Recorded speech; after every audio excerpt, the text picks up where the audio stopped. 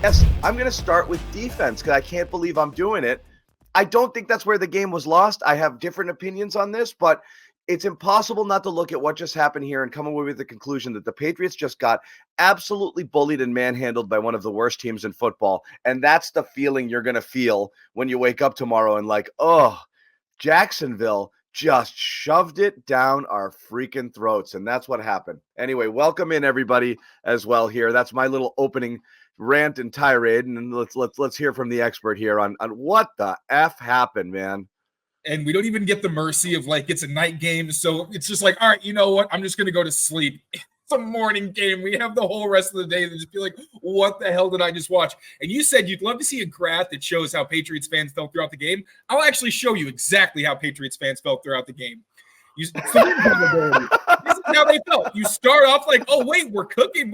Oh, damn. Are we actually good? Are we back? And then we were grabbed from the clutches of we're back and just dragged down to the eternal depths of, oh, no, we might be effed right now. And this is exactly, I think, how that felt. So a little visual demonstration there from Tay. If I can figure out how to get that off. But, yeah, I mean, you're right. The defense didn't lose this game. And I even tweeted at the end, I almost wanted to give them partial credit, the team overall, because they didn't quit. Like the Patriots finally put the scoring drive together where you thought, kind of like the 49ers game where it felt hopeless and then they actually get a stop and a score. So you're like, maybe they can come back.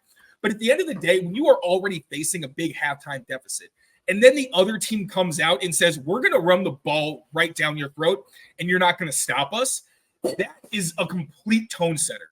Because we were talking about it, there is no worse way to lose in any sport than being in football, being behind, knowing you need to come back, and the offense on the other side of the ball just runs it right up the gut every play. It's literally like getting punched in the face in boxing, except in boxing, if you're exhausted and can't take it anymore, they'll at least tap out and the match is over.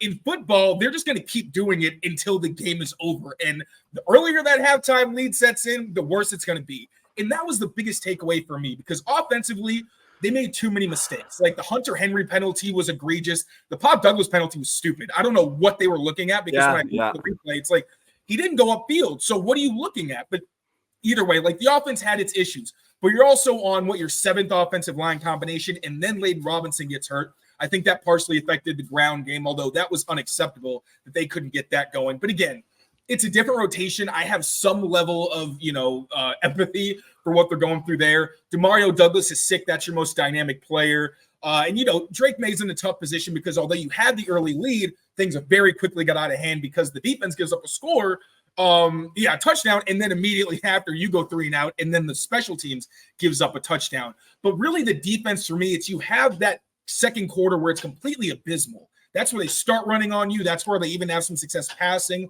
on the second level of your defense. But then really that second half where they couldn't get off the field, just draining the time off the clock. The Patriots, again, did get a touchdown drive together, which is one of the few bright spots where it's, Drake May's a baller. But even Drake May had, I would say, 3 or 4 turnover-worthy plays in this game where it's not two obvious ones, but yeah. Yeah, like there's the one that he threw right before the touchdown where it should have gone right into a defender's hands. Yeah. The one that he had off schedule that he tried to pop to Hunter Henry that also looked like it might have gone through defender's hands. Like the rookie wasn't perfect, but at least he showed you some promise. But I got to credit the defense because you forced a field goal, turnover on downs, and a punt. And then the touchdown was at the end of the game when you're already destroyed. Like I do want to give them some partial credit for that. You're not giving up touchdowns, but we're talking about drives in the second half. 12 plays for 67 yards, 5 minutes and 18 seconds. 17 plays, 84 drives, 11:24 off the clock. Then when you desperately need the ball back after the touchdown, 8 plays, 26 yards, 4 minutes, 24 seconds. Doesn't sound terrible, but the Patriots were in a position where they desperately needed a 3 and out or some kind of quick stop and couldn't get it. So that's really the biggest gripe I have is the Patriots' strength has always been their run defense. I understand the injuries, not having Juwan Bentley, not having Christian Barmore. Those are huge. But I'm also seeing guys like Jelani Tavai getting blown off the ball or not in the gaps where it looks like they're supposed to be. And that's the part that really doesn't sit well with me is this second level is completely vulnerable. And then the front level, actually, the defensive line, it's hard to know who it was on each given play, but they're getting driven off the ball. And you're seeing like the running back gets the carry, and the Patriots defensive line is like 1 or 2 yards off already. So that's the part that really bothers me. So it's in a tough spot, but the defense could not get off the field. We mentioned Jerod Mayo, we're going to hear from it here. This is Mayo at the podium talking about what he thinks the problem with the team currently is. Or whatever time it is. Look, disappointing game. We came out, we started fast. What I would say is, look, we're a soft football team across the board. We talk about what makes a tough football team. That's being able to run the ball, that's being able to stop the run, and that's being able to cover kicks, and we did none of those today. They controlled the ball for most of the day. Their run game averaged over 4.5 yards a carry. Our run game, not sure what the average was, but it wasn't good. Look, back to the drawing board. I mean, we can't sit here and pout. We just got to put a game together. Get involved here with prize picks. Sign up today. Use that code CLNS. Play $5, get $50 instantly into your account. You don't even have to win. Just play 5, get 50. It is that easy. So I'll ask you, and again, going back to coaching, it's easy to say, like, I think blaming coaching in a lot of sports is a big cop-out. I think less so in football because I think the coach is responsible. The coaching, the entire staff is responsible for so much, Tayler. And that includes the overall mentality of the team, getting them ready to play. And then also putting them in the best position to succeed. I'll have you, and it's such a far cry where we are now from week 1 Cincinnati. Will run through a wall from that guy. Hell yeah. The tunnel celebration and all of those things about like, all right, we showed you, to where they are now, where it's like shoulders slumped, finger pointing, hands in the air, perplexed. I call it the Pete Carroll expression. Like, I can't believe that. Did that just happen? Yeah, it happened. Fix it. Was a lot of that going on, which is like, shrug your shoulders. Like, what's going on? It's kind of your job to know and to fix it and to figure it out and to do the best you can. So I'm guessing you still go in that locker room and you're in there every day. I don't think there's a vibe that Mayo's lost the room, but I'll tell you this, you get your ass kicked 7, 8, 9, 10 weeks in a row. You walk off the field and you start wondering, like, why am I doing this, or why are we doing that, or like, should we have been doing this more? And that second guessing comes in. You're going to have problems, and you might have them already. So what I really wonder is, you're right. I don't think the locker room vibe is that, Jerod Mayo is losing guys. And again, there is something to be said for the fact that the defense did get like that stop right near the red zone. That's a point where a team that really doesn't care would just let them walk in. And that's honestly what I expected given what they had done. That's really, again, I mean that with like, it's the smallest grain of salt I can add, because I really do think there's a difference between a team that genuinely is quitting and like guys are standing up versus, I mean, obviously it still wasn't good, but that's all, again, that's just kind of a soft entrance into what I'm going to say.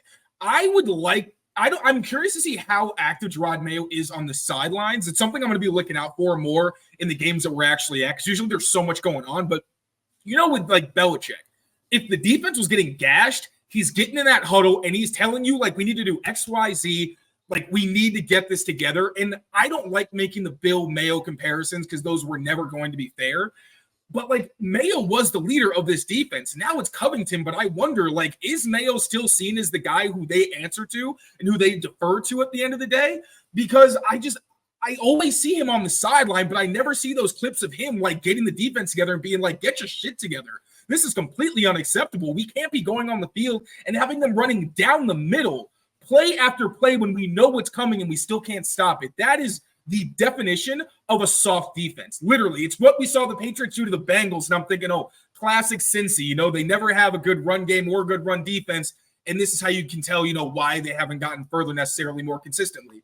And that's what you saw from them. So I don't know if Jerod Mayo maybe needs to be more active with these guys on the sideline. I don't know what it is, but the mentality week after week just hasn't been there, even though you have guys like Devon Godchaux who clearly aren't happy with it, who I'm sure are voicing his concerns on the sideline, and it's still not enough. And at this point, I don't really care about the injuries. Like, you're still a professional football player. You're being held to a certain standard. Like Godchaux said, even if you're a backup, you need to prepare like you're a starter because you're one snap away from being a starter. And again, I need to watch the film to know if it was the backups, if it was guys like Daniel Aquala, he would expect to be scout.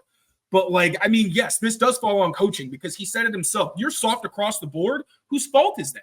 It's yours. So, yeah, I mean, that's all I got to say. Like, how did we go? What his role is exactly when it comes to, like, in-game getting these guys ready.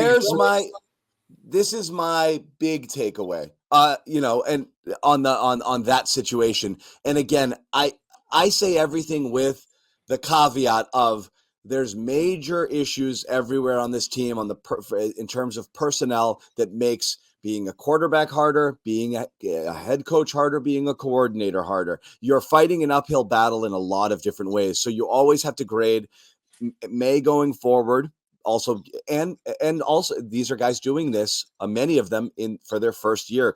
DeMarcus Covington is a first-year defensive coordinator. Jerod Mayo, as we know, was never even actually a coordinator, and now he's a head coach, which is a massive responsibility. And so I understand that, but there's still issues that I think we have to talk about